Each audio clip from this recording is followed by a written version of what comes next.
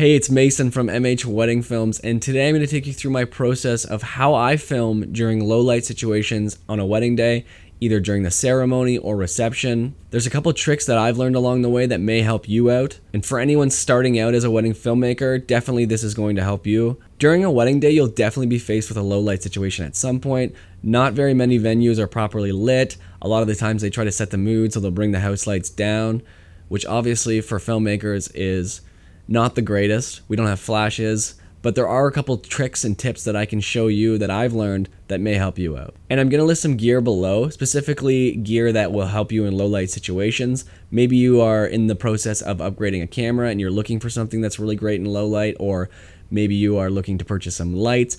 I will add them in the description below and you can kind of go through and see if it's something that will work for you.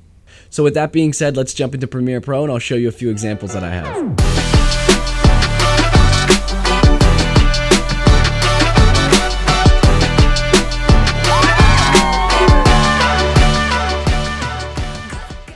Okay, so yeah, right around dinner time, you can see they drop these lights down here in the background to kind of set the mood. And it's basically just lit by these chandeliers now at this point. So it's very, very dark, very, very dim lit. And to show you an example, this is from earlier, maybe like an hour before, and the lighting outside was the same. This was in winter, so it was dark quite early this day. But this was when they arrived. So you can see there's a lot more light in the background. And even when they're moving in, like, it's quite a bit brighter. It still is a darker venue, but compared to this, like this background, like that's, you can't see anything there. So for this example alone, they did a father, daughter, mother, son dance all together. So for this example, I just lit the center of the dance floor, and then you can see that I'm just in one spot kind of filming them as they're dancing. And this, because I shoot solo as a wedding filmmaker, this way I kind of have the freedom of, I can zoom into either the father or daughter, or I can stay on the son and his, so basically I can stay on the bride or groom with their mom or dad as they're kind of dancing for the first dance. So you can see, like, even the bride and groom here, like, you can actually see their faces and stuff in the background. Like, you can't see anything. And the nice thing with that is too, is if I come in here to adjust the colors, if I start adjusting the exposure here, you can really see that the main focus of this clip should be the bride and groom with their parent. And as long as they're lit properly and the background's not, that's fine. Like, you want, the focus is to be on the bride and groom during this, right? So I would just like bring up your exposure here, and the light I have is actually facing the two of them from the way I'm shooting. Like, I don't shoot with one behind them too. There is situations when you can use definitely a few lights and it really, really brings it out, but for this specific reception, there wasn't enough space to have a bunch of tripods or a bunch of light stands set up. It was just too busy of an area, so I just went with one and shot in that direction. So you can kind of see, like, once I start bringing up the exposure and the whites and whatever else you want to bring up, you're going to start to get your colors back. Like, I would probably just adjust the exposure. I'd probably come into my curves here and make an adjustment on the curves. Maybe bring down the shadows, bring up the highlights. And yeah, something like that, obviously, like you can see before and after. That's just a quick change. He's a little overexposed in his head here, so I'd probably go in and do some fine tweaking. I'd probably also adjust for skin tones too, because I think that this room, the light here is reflecting off their skin, and it's just a little bit off. But I mean, those are other little tweaks that we can go over in a color grading tutorial. But for this one, I think, like, we're just focused on lighting and low light. Definitely recommend having a camera that can shoot with a high ISO and it's not falling apart. You can see there's no grain in this. So this was shot on the GH5S, which I definitely recommend for anyone that wants to film weddings. It's a great starting camera.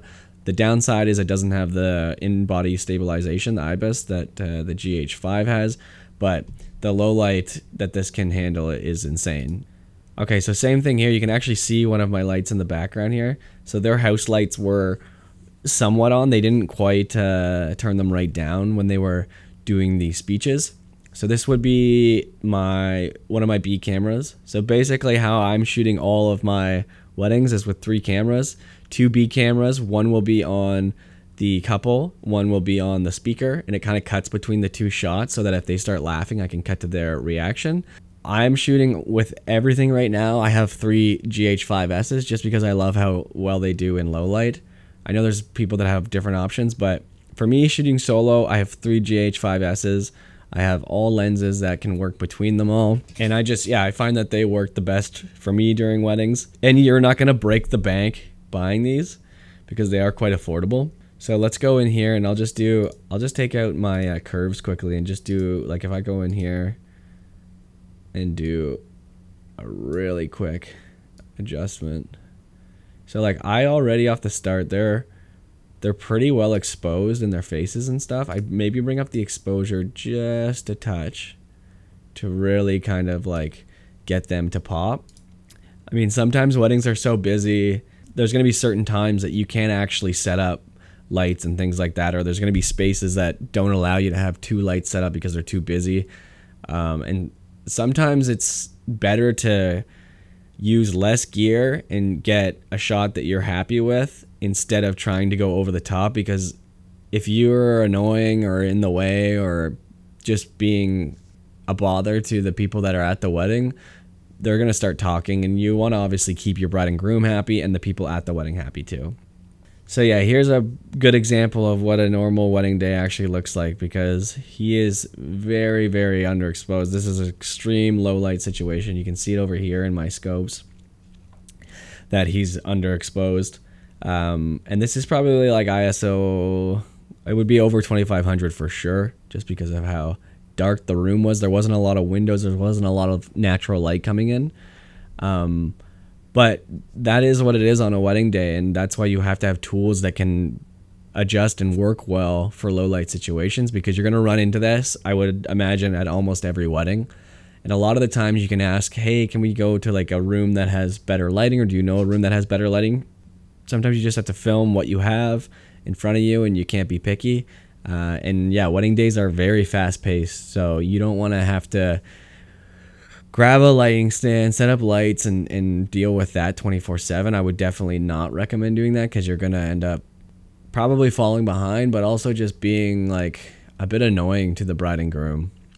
And again, if you have people working with you, like I'm shooting these all solo, but if you have someone working with you, you could have someone do that. But in my type of situations, there's just no time, basically. And yeah, so this is just back to another one of the low light shots from earlier. You can kind of see that. So I didn't light this at all, but obviously the room is being lit by the house lights. Up here there's a pot light, and also over here with these chandeliers. So you would kind of have to, it looks like he's a little bit more backlit on his face. Here's a bit darker, and she's got light. So it's like, again, you're not going to have every single second to set new lights up and start posing an amazing shot. Like, this is just sporadic that they wanted to do their cake, right? So you have a photographer that's ready to go. You're not going to be like, give me 5-10 minutes, maybe 20 minutes to set up lights, right? So you just have to roll with what you have in these situations and kind of play around with stuff until it looks where you want it to be, right? So I'm gonna link the cameras and a couple of lights that I think may be helpful for you if you're just starting out. Simple and low cost options that would work for you. You're definitely gonna want to have a camera that can shoot a higher ISO. But yeah, if you have any other questions or anything you'd like to add, please put them in the comments below. For anyone that is kind of starting out in weddings and is worried about low light or kind of stressing about the amount of stuff that you need to shoot it, definitely what I've learned with the process of all this is that you need to not worry about having the best gear in the world. You need to worry about having the gear that works the best for the situations. And what I mean by that is I wouldn't buy cameras that are designed for commercial work. I would make sure you're buying a camera that's more designed to shoot in low light and practical for a wedding situation. If you don't want to buy a gimbal, I would recommend getting a camera that has great IBIS. But yeah, if you want to subscribe to this channel, I'm going to be posting new videos with tips and tricks. I'm also just going to be posting wedding highlight films and kind of parts and pieces from wedding days that I think may be cool to show. And if you have any other gear that you recommend for low light, please put in the comments. Let everyone know. It's always great to have other insight on what's working for you. But yeah, I hope you enjoyed that video, and I hope it helps you shooting in low light situations at your next wedding.